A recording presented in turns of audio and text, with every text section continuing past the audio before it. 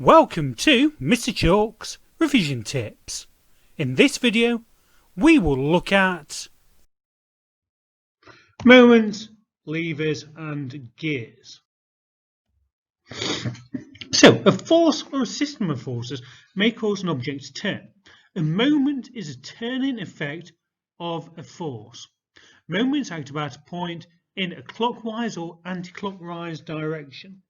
The point chosen could be any point on an object, but the pivot, also known as the fulcrum, is usually used.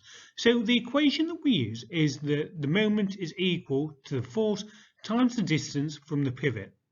So if we've got a question that looks like, what is the moment when a force of 4 newtons acts 6 meters away from the pivot, you'd have 4 newtons times 6 meters, which would give you 24 newton meters.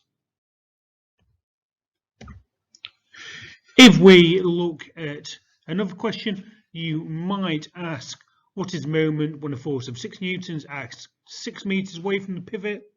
So that would just be 6 times 6, which will be 36. So, a diagram might look something like that in a question. So, turning forces are found in everyday situations and are essential for machines to function.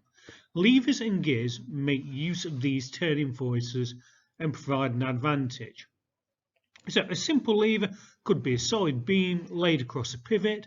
So, as effort is applied to rotate one end about the pivot, the opposite end is also rotated about the pivot in the same direction.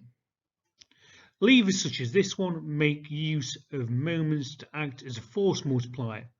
They allow a large force to act upon the load than is supplied by the effort, so it's easier to move a large or heavy object. The longer the lever, the further the effort acts from the pivot, so the greater the force on the load will be. So it's easier to use a longer spanner when you're trying to turn a nut than a shorter one.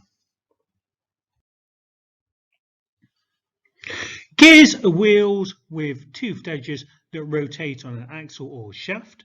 So the teeth of a gear fit into the teeth of another gear.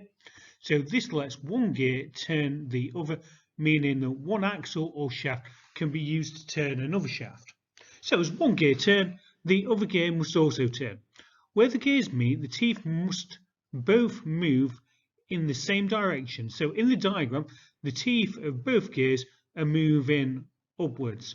So this means that the gears rotate in opposite directions. The forces acting on the teeth are identical for both gears, but their moments are or can be different.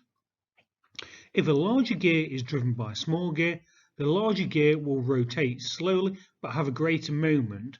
So for example, a low gear on a bicycle or a car. If a small gear is driven by a larger gear, the large gear will rotate quickly but will have a smaller moment. So for example, a high gear on a motor or a car. Thanks for watching.